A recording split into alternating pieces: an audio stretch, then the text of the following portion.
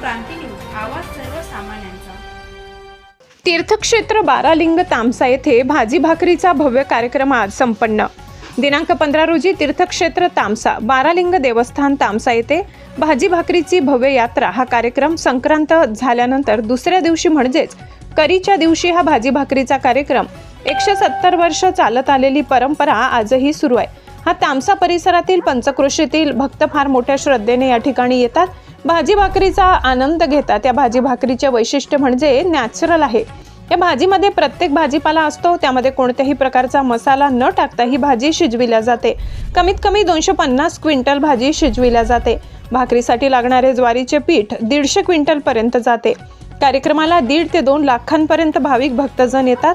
भक्तांची गर्दी भरपूर असते, यासाठी पोलीस प्रशासन बंदोबस्त असतो। तामसा पोलीस स्टेशनचे एपीआय खेडकर साहेब यांच्या आदेशानुसार हा बंदोबस्त ठेवण्यात आलाय। कार्यक्रमाला संपूर्ण कमिटी अध्यक्ष, उपाध्यक्ष, तामसा गावातील सर्व गावकरी उपस्थित होते। हा कार्यक्रम अतिशय आनंदात पार पडला। अशाच नवनवीन बातम्या पाहण्यासाठी आमच्या महाराष्ट्र क्रांती न्यूज या YouTube चॅनलला लाईक करा, सबस्क्राईब करा आणि बेल आयकॉनला प्रेस करा।